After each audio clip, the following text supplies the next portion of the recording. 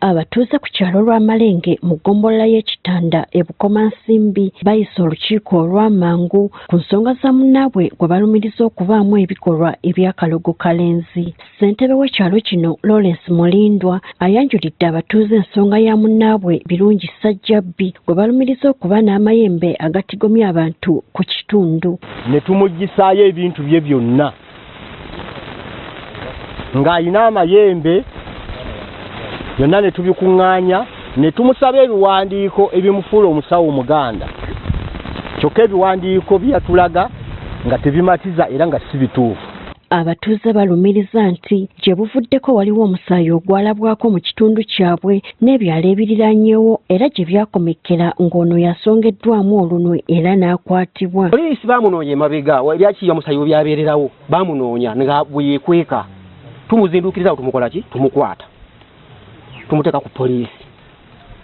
Jo ansanga yayogerega mu bingi neepanka ye kasajja lwazi kakongeka ku kkubo tamanyiirwa. Yaŋŋamba njagala nkole ki? Nkusala eddagala obeere mayembe ng'okola mayembe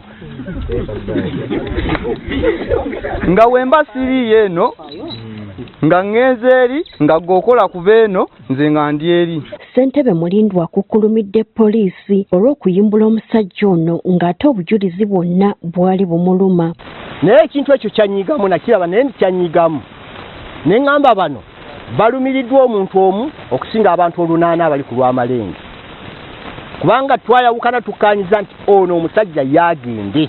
Abatuuze wano we basinzidde ne basaba omusamizi ono agobwe ku kyalo olw'enneeyisa ye nti kuba yanditandika okusaddaaka abaana baabwe singa tebamweggyako mangu. Ffe tulina okutya emmanju w'essomero bwe wabaayo essabo lye batandise okubuusabuusa okusaddaaka tulina abaana. Kyeyamaani ffe ng'ab'essomero mugenda tukolera ki nga mulemezza omuntu ng'ono ku kitundu? Ne bukyanga omwana abuze nze njogera nga n'abatuuze bawuliriza akakiiko nze kenjo otandikirako. Temba mukwekiriranya ono omusajja alina ekibanja kuno, ono omusajja yagende abakulungusanyiza nnyo ajje ewaabwe.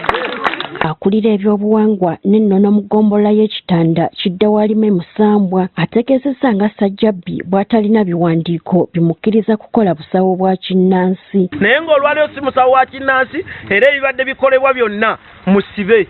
Ssajjabbi akkiriza nga bw'abadde ajjanjaba abalwadde mu bukyamu naye yama okweyanjula mu kakiiko k'abasawo ab'ekinnansi. Ntegedde nti okweyita omusawo mu ggombolola y'Ekitanda nga tewaliwo musawo antegedde. Joseph Kamuli ssentebe w'eggombolola eno asinzidde wano n'ategeeza nga Ssajjabbi bw'abadde akola omulimu guno mu bukyamu era n'amulagira okukwatamu ebibye byonna abaviire ku kyalo. Obutaka bwe buli kirowooza nnyendo mukungwe byonna by'abadde akola situgenda kubiddiibuuda na kubyonoona. Poliisi emukwate tugimukwase asule ku poliisi enkya ku makyakera kudda kussa oluvannyuma abatuuze nga bali wamu n'ab'ebyokwerinda bawerekedde omusamizi ono gy'abeera ne bamulagira okuggyayo buli kikye mu nju wakati mu kusaakaanya. Mu ssabo lye musangiddwamu ebintu by'abadde yeeyambisa mu kusawula abalwadde. Olw'okuba nti tabadde na kyakuzzaako akuttemu ebyanguwa era abasirikale wamu n'abatuuze ne bamuwerekera paka ku poliisi gy'asuze olwo alyoka adde gye yava.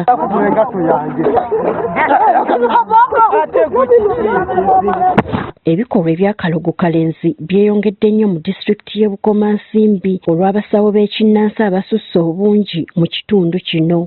Gertrude Mutyaba, Agafeeyo ku Spark TV.